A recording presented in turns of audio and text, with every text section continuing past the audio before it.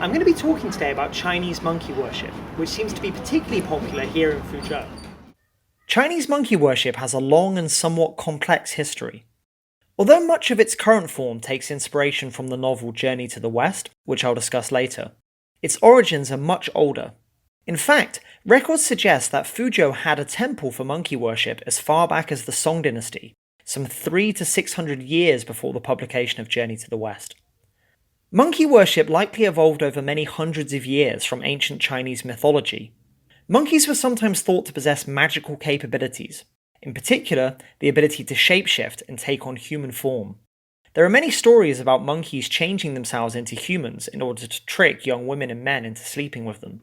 Furthermore, many mythological creatures were said to be monkey-like in appearance. The shanxiao, for example, were a type of imp said to live in many mountains. These one-legged simian creatures could make humans who tried to attack them come down with a fever. Many lakes were also believed to contain shuihozi, a water-dwelling monkey monster that enjoyed drowning people. Monkeys were not always thought to be evil, however. It was believed that some supernatural gibbons could instinctively know the intentions of humans and help them. Some myths even have monkeys as the ancestors for whole Chinese tribes. Monkeys also held a special place in Taoism. Taoist alchemists, whose goal was to achieve longevity and even immortality, revered gibbons as they believed that gibbons naturally possessed the ability to live for hundreds of years. In the Chuen Qiu Fanlu, a 4th century Taoist and Confucian text, it states that gibbons live for 800 years because of how they're able to control their breathing. With such rich mythology around monkeys, it's perhaps unsurprising that some people began worshipping monkey gods. However, it was the publication of the classic novel Journey to the West that popularized monkey worship and led to many of the traditions associated with it today. I won't go into detail about the story of Journey to the West, as this classic and hugely significant work could fill a series of videos all by itself. I will just briefly say that the main character is Sun Wukong, a monkey king who becomes the most powerful demon in history, only to change his ways and become the loyal helper of a famous, real-life monk who travelled to India to retrieve the original Buddhist sutras. The story offered people a personification of the monkey god or gods they had already been worshipping, and today, monkey god shrines and temples almost always display idols that take the form of the Monkey King from Journey to the West. The monkey god is most often referred to as Qi Tian Dasheng, Great Sage Equal to Heaven, which is the name that Sun Wukong adopted in the book after causing havoc in heaven. My personal favourite name for the monkey god is Dou Jan Shengfo, the Fighting Buddha, which is also taken from Journey to the West.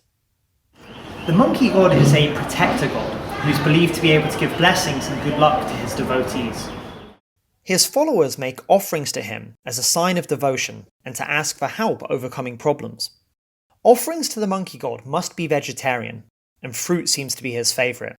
This is said to be because, aside from being an immortal, he's also a Buddha, and therefore does not eat meat. But it may also be that, as a monkey, he much prefers bananas, peaches and oranges to pork or beef. At celebrations of the monkey god's birthday, a medium will channel the monkey god so that devotees can interact with him directly. The medium dresses in full Monkey King regalia and enters into a trance. Once he has become possessed, he is apparently whipped, cut and stabbed, which doesn't hurt him, to prove that he really is the monkey god, although I haven't personally seen this happen.